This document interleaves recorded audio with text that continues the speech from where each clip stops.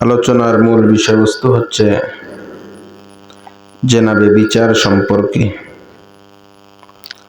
জেনা শব্দের আবিধানিক অর্থ হলো অবৈধ যৌন কর্ম করা, ব্যভিচার করা, জেনা করা, অবৈধ মেলামেশা করা ইত্যাদি। আর ইসলামের পরিভাষায় নারী পুরুষের অবৈধ যৌন সম্ভোগকে জেনা বা ব্যভিচার বলে। জেনা করা মহাপাপ, কবিরা গুনাহ। জেনার শাস্তি অত্যন্ত ভয়াবহ, যেমন সহিহ বুখারীতে উল্লেখ আছে, মেরাজের রাতে রাসূলুল্লাহ সাল্লাল্লাহু আলাইহি ওয়াসাল্লাম কিছু নারী পুরুষকে উলঙ্গ অবস্থায় আগুনের চুলার মধ্যে দেখতে পেলেন।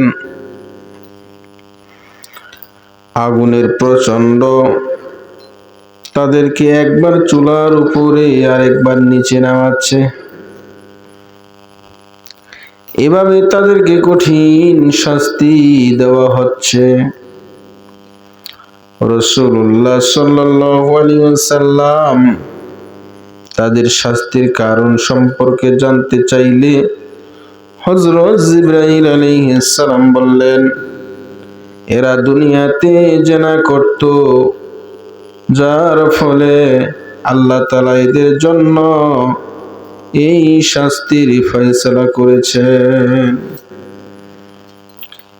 এটা তো পরকালের শাস্তি, আর দুনিয়ার শাস্তি হলো যদি কোনো বিবাহিত পুরুষ এবং বিবাহিত নারী জেনা করে আর 4 জন সত্যবাদী সাক্ষীর দ্বারা তা প্রমাণিত হয়, অথবা তারা স্বেচ্ছায় তা স্বীকার করে, তাহলে তাদের উভয়কে পাথর মেরে হত্যা করতে হবে। আর যদি কোনো বিবাহিত নারী পুরুষে জেনা করে, তাহলে তাদের শাস্তি হলো প্রত্যেককে 100 করে বেতের আঘাত করতে হবে।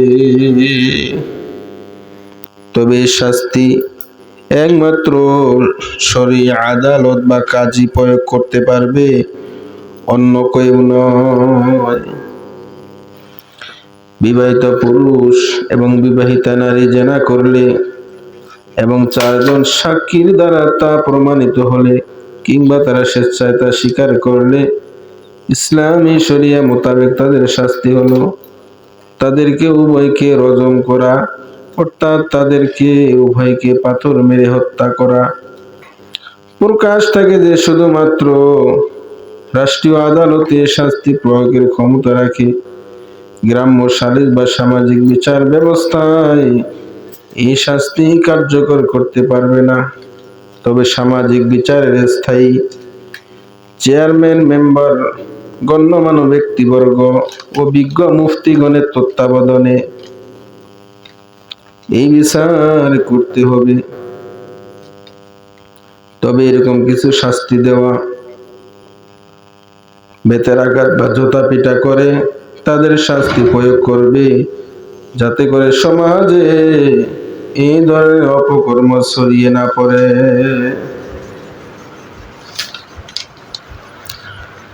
জেনা হতে পারে এমন জিনিসের কাছেও যাওয়া নিষেধ।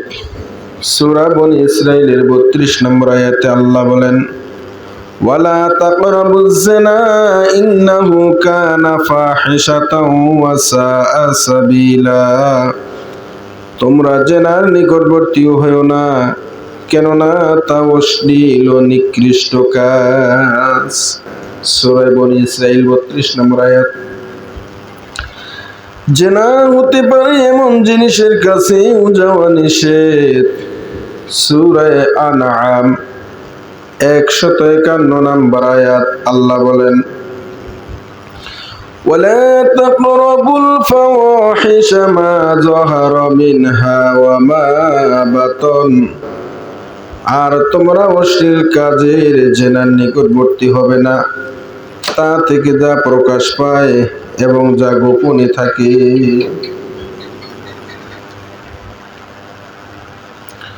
অবিবাহিত ব্যক্তি জেনা করলে 100 বেতের আঘাত করতে হবে। আল্লাহ বলেন,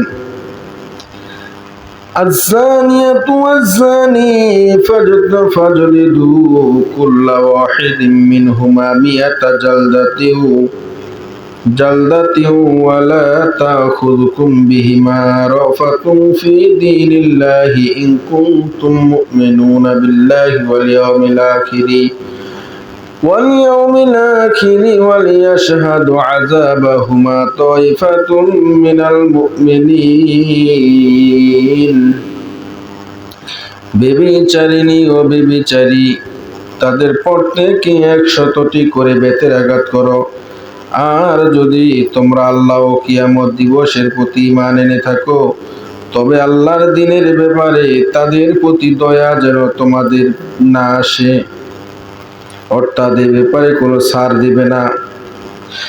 আর মুমিনদের একটি দল যেন তাদের আযাব প্রত্যক্ষ করে।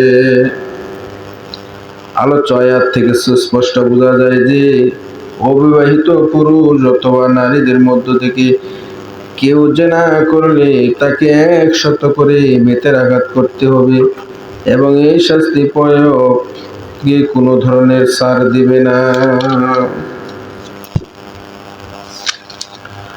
হাদিসে পাকে রাসূলুল্লাহ সাল্লাল্লাহু আলাইহি সাল্লাম বলেন, মুমিন ব্যক্তি কখনো জেনা করতে পারে না। সহিহ বুখারী 2313 নম্বর হাদিস। হযরত আবু হুরায়রা রাদিয়াল্লাহু তাআলা আনহু থেকে বর্ণিত, তিনি বলেন, নবী করিম সাল্লাল্লাহু আলাইহি ওয়াসাল্লাম ইরশাদ করেন, কোন ব্যক্তি পূর্ণাঙ্গ মুমিন অবস্থায় ব্যভিচার করে না, কোন শরাবখোর পূর্ণাঙ্গ মুমিন অবস্থায় শরাব পান করে না, কোন চোর পূর্ণাঙ্গ মুমিন থেকে চুরি করে না, এবং কোন লুণ্ঠনকারী ডাকাত পূর্ণাঙ্গ মুমিন অবস্থায় ডাকাতি করে না। যখন লোকজন তার প্রতি তাকিয়ে তার লুটতরাজের দৃশ্য প্রত্যক্ষ করে। আবু আব্দুল্লাহ মুহাম্মদ ইবনে ইউসুফ আল ফিরাবি রাহমাতুল্লাহ আলাইহি বলেন, আমি আবু জাফরের এক চিঠিতে দেখেছি। আবু আব্দুল্লাহ ইমাম বুখারী রাহমাতুল্লাহ আলাইহি বলেন, হযরত ইবনে আব্বাস রাদিয়াল্লাহু তাআলা আনহু এই হাদিসের ব্যাখ্যায় বলেছেন যে মুমিন এই ধরনের গর্হিত কাজে লিপ্ত হতে পারে না, তার ঈমানের নূর ছিনিয়ে নেওয়া হয়।